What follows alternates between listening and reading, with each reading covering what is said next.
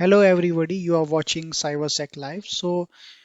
Today is one of the important topic we are going to discuss, that is EDR versus antivirus. We will talk about it and we will see that what is EDR and how it is different from antivirus. So let's see. So basically EDR stands for endpoint detection and response. It is a tool, right, which is also known as endpoint threat detection and response, and it is integrated endpoint security solution that combines real-time continuous monitoring and collection of endpoint data with rules-based automated response and analyze capabilities. So now guys, just listen very carefully that what I'm saying. So basically what is EDR? It's a tool, right? And it's a tool which collect the suspicious logs from the network. Let's say there is an organization and they have a EDR tool. Let's say maybe it's McAfee EDR, maybe FireEye, maybe Symantec, or any other EDR tool. So the role of EDR is that they collect all the suspicious logs, whether it's related to any malware, virus, or any advanced persistent threats. So after collecting those logs, it will analyze them in the sandbox. It is already inbuilt. There is a sandbox in the EDR.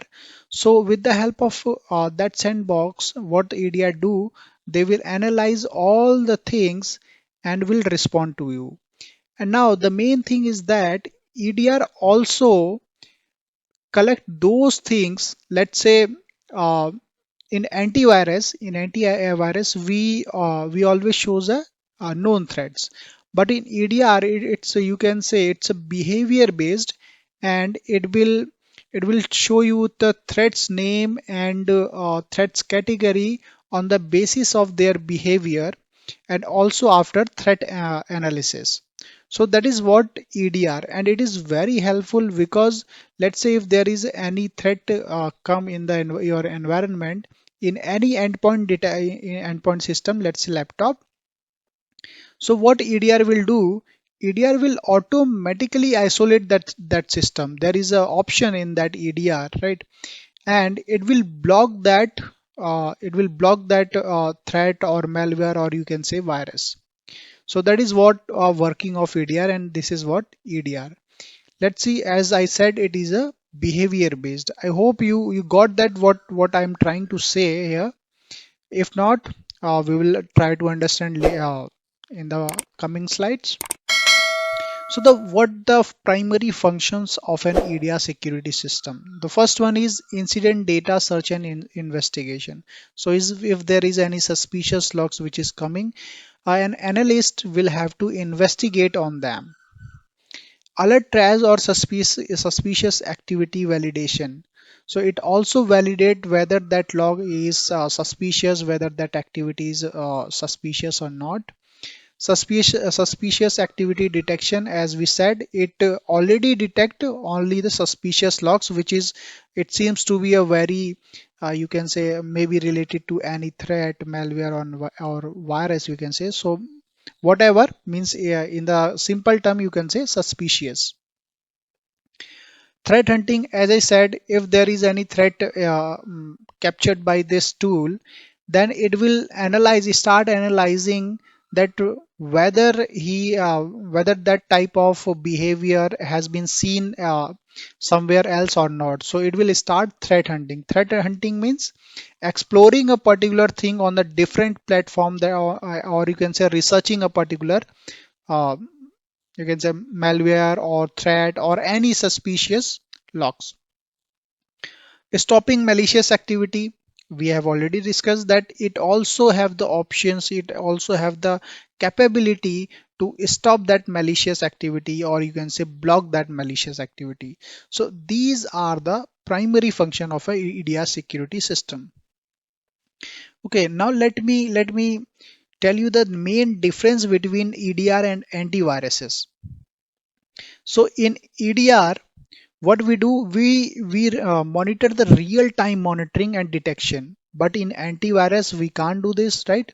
Because it is already signature based. Whatever the signature already given to the antivirus, it will work only those things. So EDR is behavior based and antivirus is signature based. Third is it can detect unknown threats based on a behavior. That isn't it normal, right?